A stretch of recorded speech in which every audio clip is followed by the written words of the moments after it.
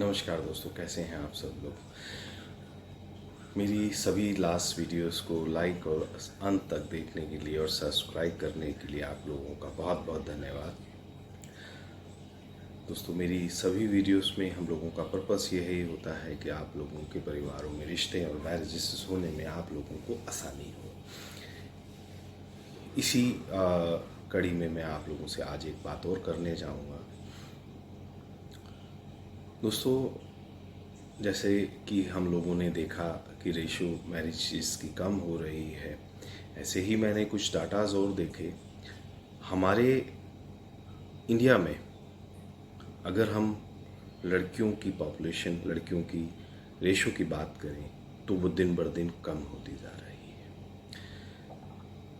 और सबसे ज़्यादा जो दिक्कत आ रही है दोस्तों, जो मेरे पास डाटाज हैं, मैं उसके अकॉर्डिंग आपको बताता हूँ। 2011 से लेकर 2013 तक लगभग 920 1000 पर लड़कियां थी और 2013 से 2015 तक 869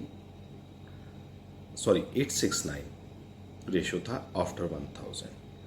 और 2020 आते आते ये जो आंकड़ा है और कम हो जाता है। दिल्ली में स्थिति इससे भी ज़्यादा खराब है अगर हम गर्ल्स रेशो की बात करें। दूसरा, लड़कियां आज की डेट में सबसे ज़्यादा पढ़ाई कर रही हैं, बहुत अच्छे अच्छे पैकेजेस ले रही हैं।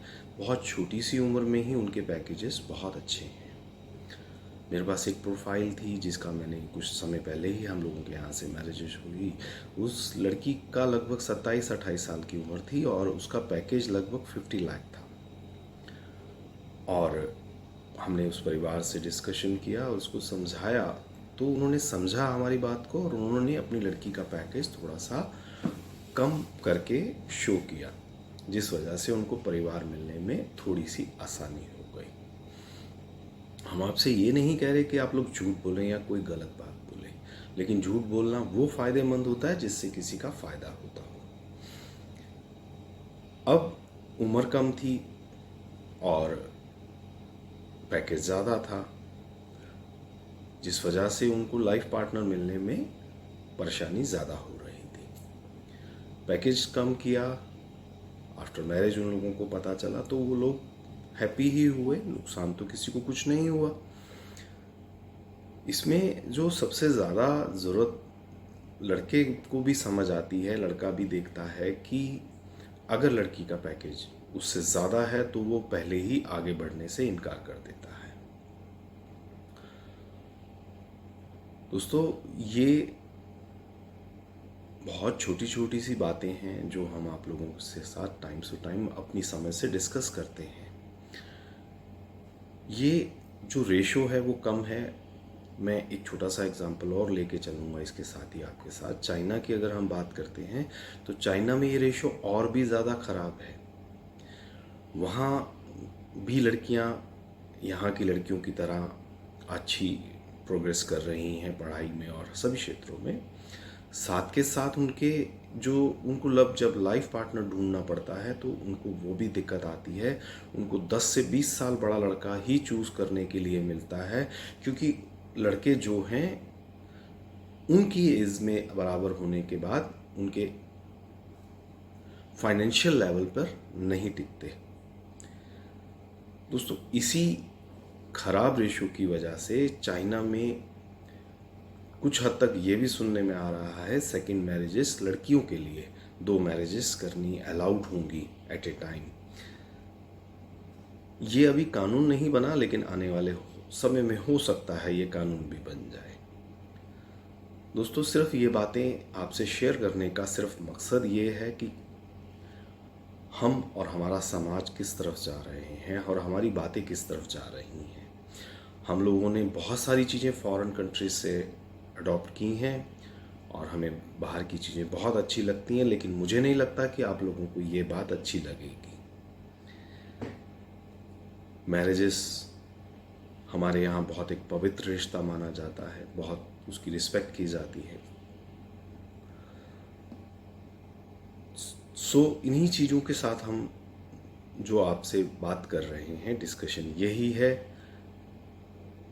जो हम लड़की वाले अगर बात करें, अगर लड़कियों के पैकेजेस ज़्यादा हैं तो उनको थोड़ा सा कम करके शो करें, ताकि मैरिजेस करने में आप लोगों को दिक्कत ना हो पाए। इसी तरह आप जितने भी परिवार देखेंगे, जितने भी लोगों को देखेंगे, आपको इस चीज़ में दिक्कत महसूस होती हुई नज़र ज़रूर आएगी। दोस्तों, जब अगर यहाँ पर बात करते हैं और फॉरेन कंट्रीज़ की बात करते हैं, कल्चर्स की बात करते हैं, तो मैरिजेस की रेशो दिन बर दिन कम होती जा रही है।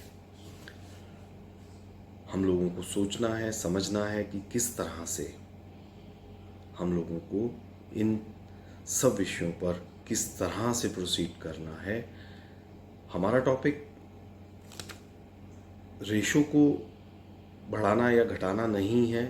हमारा टॉपिक हमें अपने प्रोफेशन में, जैसे हम लोग मैरिड मैट्रिमोनियल वाले हैं, तो हम लोगों को मैरिजेस करने के लिए ज़्यादा से ज़्यादा वो चीज़ें निकाल कर लानी है जिससे हमारे क्लाइंट्स इन चीज़ों को समझ पाएँ और हम लोग मैरिजेस को करवाने में सक्सेस हो पाएँ।